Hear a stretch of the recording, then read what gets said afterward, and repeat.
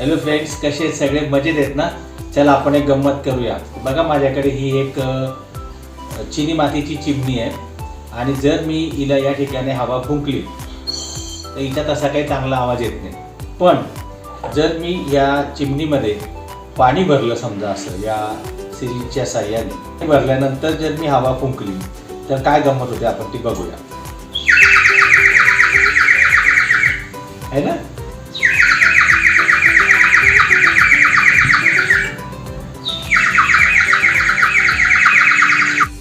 आवडला ना चिमणीचा आवाज? चिमणीचा आवाज खरंच गोड असतो मित्रांनो. परंतु चिमणी या ठिकाणी आपल्याला काहीतरी सांगते. काय सांगते बरं चिमणी? आपल्या सगळ्यांना माहिती की आपण जेव्हा लहान होतो त्यावेळेस आपल्या घरामध्ये, आपल्या शाळेमध्ये, झाडांवरती सकाळी आणि संध्याकाळी चिमण्यांचा चिवचिवाट आपल्याला ऐकू यायचा. आपण बघतोय की आपल्याला कुठल्याही प्रकारच्या चिमण्या दिसत नाही आणि त्यांचा आवाजही ऐकू येत नाही. काय कारण असेल बरं याचं? याचं कारण हे मित्रांनो, एकतर वाढतं शहरीकरण, दुसरं या ठिकाणी जे पूर्वी छपराची घरं होती ती आता राहिलेली नाही, स्लॅबची घरं आलेली आहेत. त्याच्यानंतर कीटकनाशकांचा मोठ्या प्रमाणावरती वापर सुरू झालेला आहे.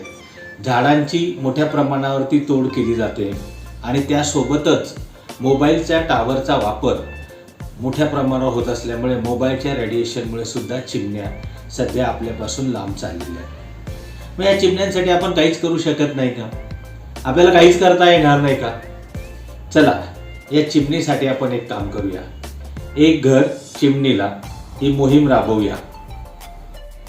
बघा, या ठिकाणी मी एक प्लास्टिक मटेरियलच्या सहाय्याने छानसं एक घर बनवलेलं आहे आणि या घराला या ठिकाणी एक दार पण ठेवलेलं आहे.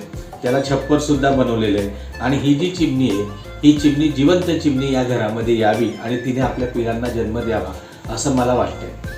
परंतु संशोधनातून असं लक्षात आलं मित्रांनो की अशा प्रकारच्या या घरांमध्ये कधीही चिमण्या येत नाही.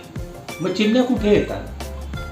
तर चिमण्या अत्यंत सुरक्षित ठिकाणी येतात सगळ्यात पहिल्यांदा. दुसरं, ते ठिकाण नैसर्गिक असलं पाहिजे, त्याचं तापमान कमी असलं पाहिजे, जवळपास पाण्याची आणि दाण्याची सोय असली पाहिजे आणि सगळ्यात महत्त्वाचं म्हणजे चमकणाऱ्या, हलणाऱ्या वस्तूंपासून चिमण्या नेहमीच लांब राहत असतात. त्याच्यामुळे प्लास्टिकच्या बाटल्या किंवा पत्र्यांपासून घरं बनवली तर ती आपल्यासाठी काहीही कामाची नसणार. अशा प्रकारची जी नारळ आपण फोडत असतो नेहमी, अशा प्रकारचं नारळ घ्या, त्याला सोलून घ्या. हे नारळ सोलून घेतल्यानंतर आपल्याला त्याचे दोन सारखे भाग करायचे आहेत. म्हणून मी या ठिकाणी एक खूण म्हणून पाण्याने एक रेषा काढून घेतोय की ज्यामुळे आपल्याला या नारळाचे दोन सारखे भाग करता येतील. लक्षात ठेवा, नारळ पूर्णपणे आपण आधी सोलून घ्यायचं आहे म्हणजे आपल्याला त्याचे दोन चांगले भाग करता येतील आणि त्याच्यानंतर आपल्याला त्याला फक्त ठोकायचं आहे.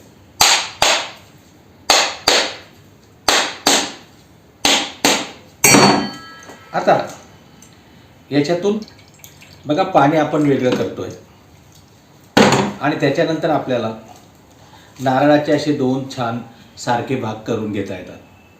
मित्रांनो, आपला जो उद्देश असतो नारळाचं पाणी पिण्याचा आणि त्याच्यातून नारळाचं हे जे खोबरं आहे हे खाण्याचा, तर आपण काळजीपूर्वक हे जे खोबरं हे खरडून काढायचं आहे आणि आपल्याला जिथे वापरायचं असेल त्या ठिकाणी वापरून घ्यायचं आहे. तर त्याच्यानंतर त्याच्यावरती असलेल्या ज्या काही नारळाच्या आपण त्याला रेषा म्हणतो किंवा चुट्ट्या म्हणतो, त्यांचासुद्धा वापर आपल्याला जिथे करायचा असेल तिथे करून घ्यावा. आणि आपण ज्या वस्तू फेकून देतो, विशेषतः नारळाच्या करवंट्या, त्या आपल्यासाठी आता महत्त्वाच्या असणार आहेत. तर आपण ह्या करवंट्याचे दोन भाग घेतलेले आहेत आणि ह्या दोन भागांना आपण या ठिकाणी जोडून घेणार आहोत.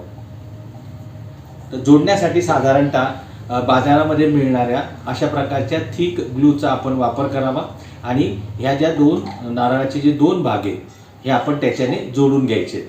जोडण्यापूर्वी जर आपल्याला शक्य झालं तर करवतीने आपण या ठिकाणी कापून गोल अशा प्रकारचे एक छिद्र करून घ्यायचं आहे किंवा याच्यासाठी आपण मशीनचा सुद्धा वापर करू शकतो.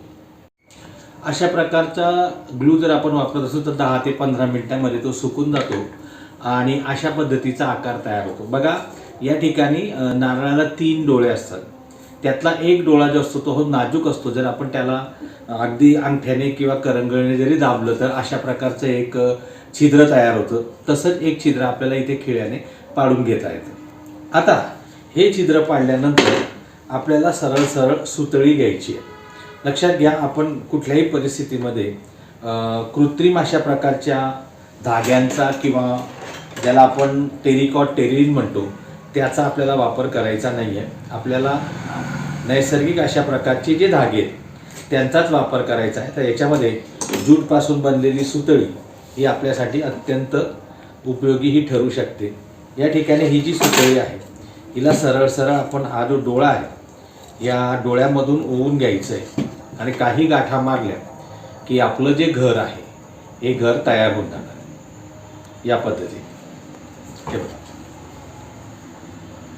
आता या घरामध्ये आपल्याला थोडासा चारा, थोड्याशा खाली नारळाच्या चुट्ट्या ह्या टाकून द्यायच्या आहेत. लक्षात ठेवा, आपण या ठिकाणी एक छिद्र पाडलेलं आहे.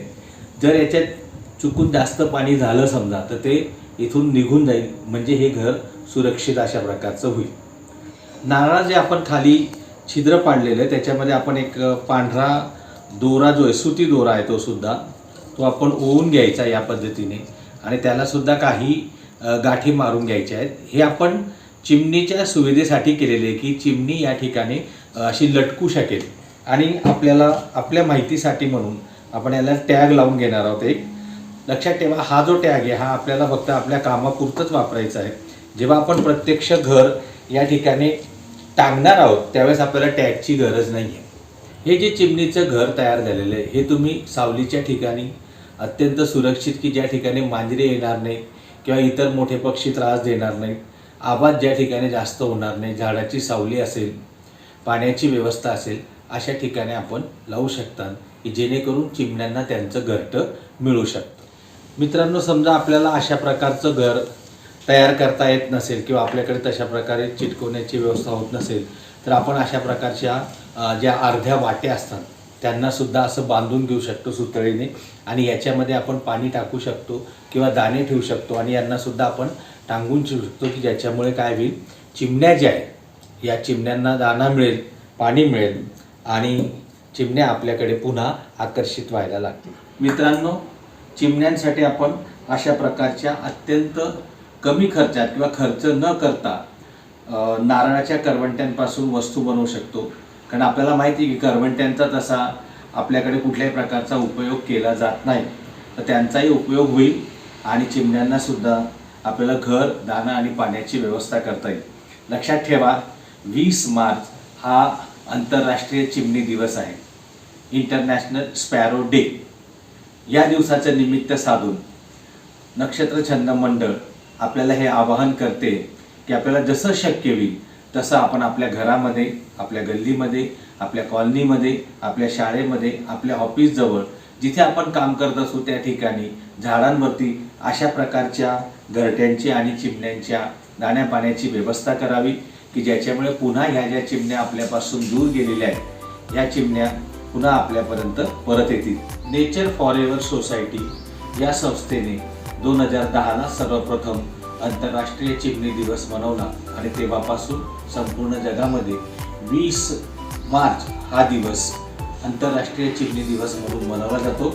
आपण सुद्धा मनवूया आणि आपल्या ह्या कृत्रिम चिमण्यांच्या आवाजावर समाधान न मानता ज्या आपल्या खऱ्याखुऱ्या चिमण्या आहेत, चिवताई आपण म्हणतो, आणि चिमणीचं घर, मेणाचं, अशा या ज्या सगळ्या गोष्टी आहेत यांना पुन्हा एकदा जिवंत करूया.